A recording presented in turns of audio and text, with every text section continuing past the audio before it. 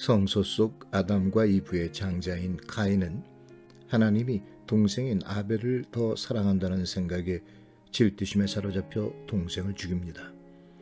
그리고 하나님이 동생이 어디에 있느냐고 묻자 모르죠. 제가 아벨을 지키는 사람입니까? 라고 뻔뻔스럽게 대답합니다. 인류 최초의 살인이고 최초의 거짓말입니다.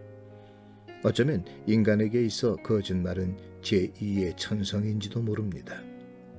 미국의 심리학자 폴 에크만은 거짓말의 유형을 사실을 말하지 않는 은폐와 거짓 정보를 사실인 것처럼 꾸미는 왜곡으로 나눕니다. 침묵도 또한 거짓이 될 수 있다는 얘기지요. 요즘 우리 사회에 가짜 뉴스라는 말이 유행입니다. 침묵을 통한 은폐도 여전하지만 인터넷과 소셜미디어의 확산으로 지나치리 많지 많은 허위의 정보들이 만연합니다.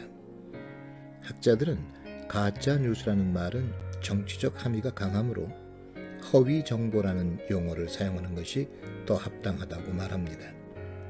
사실 최근 우리 사회에서도 시대착오적인 음모론이 가짜 뉴스의 형태로 퍼지기도 했습니다.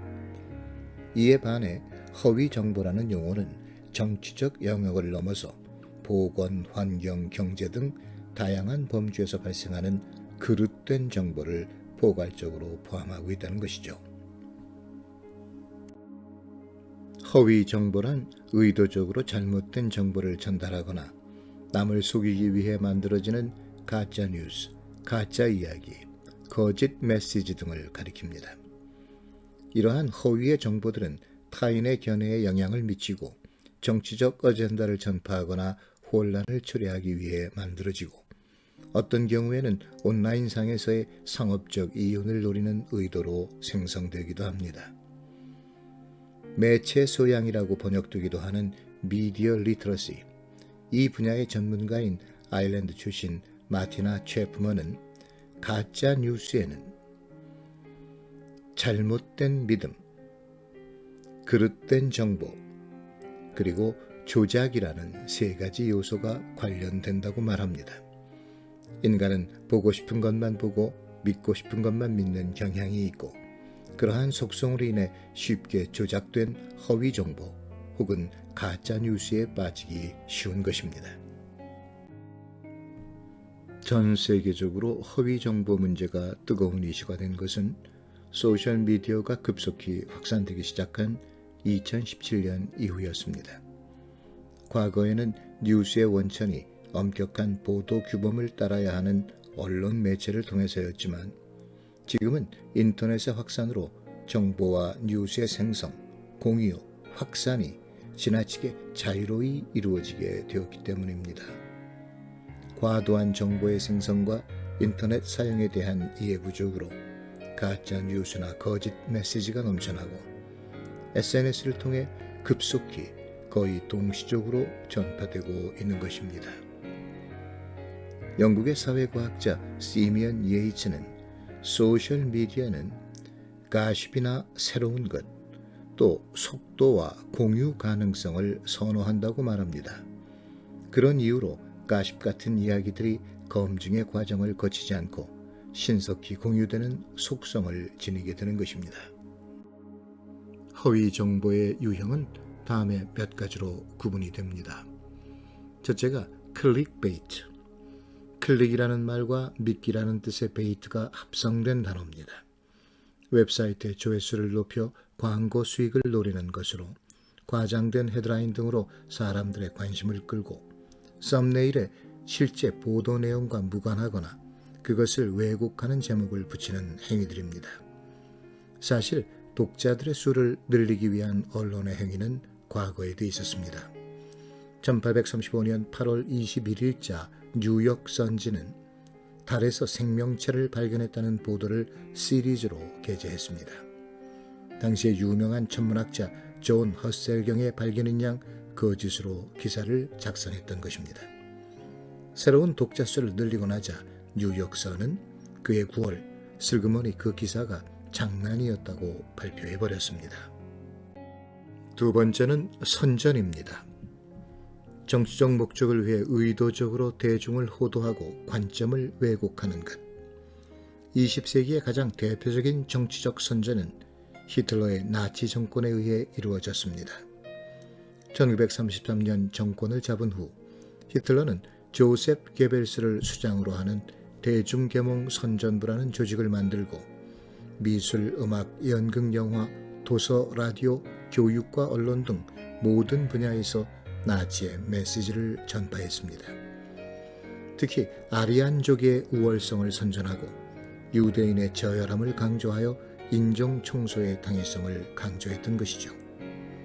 역사에 기록된 가장 큰 인종적 박해와 인류에 대한 범죄는 이렇듯 기획된 정치적 선전을 통해 집단 최면의 상태에서 저질러졌던 것입니다.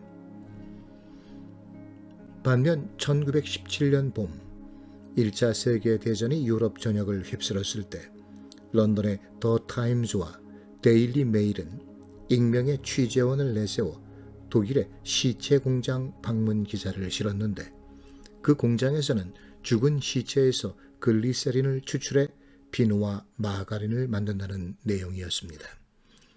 물론 이 엽기적인 기사도 오보로 밝혀졌지만 전쟁 시 언론을 통해 시도된 적에 대한 비난 선전의 한 예가 되고 있습니다.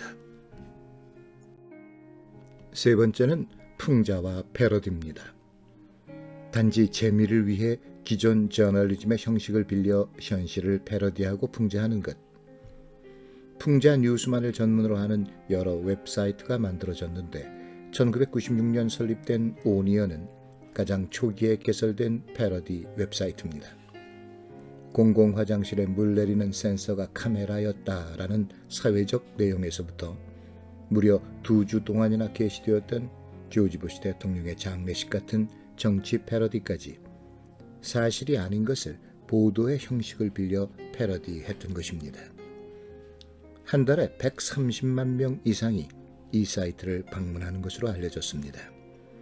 이 외에도 보로비치 리포트, 비버톤, 데일리 매시 등 유사한 웹사이트가 우후죽순처럼 생겨나고 있습니다. 오늘날의 풍자 패러디에 속하는 것은 아니지만 1938년 10월 30일 일요일 미국의 컬럼비아 방송국에서 1898년에 쓰여진 H.G. 웰즈의 소설 우주전쟁을 각색한 드라마를 라디오로 방송하고 있었습니다. 우주인의 침공을 알리는 속보가 이어지는 순간 방송을 듣던 청취자들 가운데 많은 이들이 패닉 상태에 빠져 실제 외계의 침공이 벌어지고 있는 것으로 착각했습니다. 심지어 방송이 끝나기도 전에 군대와 경찰, 의료진 등이 화성인과의 전투태세에 돌입했다고 합니다. 해프닝으로 끝난 사건이었지만 방송이라는 매체의 위력을 여실히 보여주는 것이었습니다. 오늘날의 다양한 소셜미디어가 스스로의 영향력에 대해 진지하게 고려해야 하는 역사의 예라고 할 수 있을 것입니다. 이외에 사실에 대한 확인 없이 작성되는 오보. 완전히 틀린 내용은 아니지만 자극적이고 과장된 헤드라인으로 내용을 왜곡시키는 허위 헤드라인. 독자들의 기호나 믿음, 편견에 영합하는 편향 보도.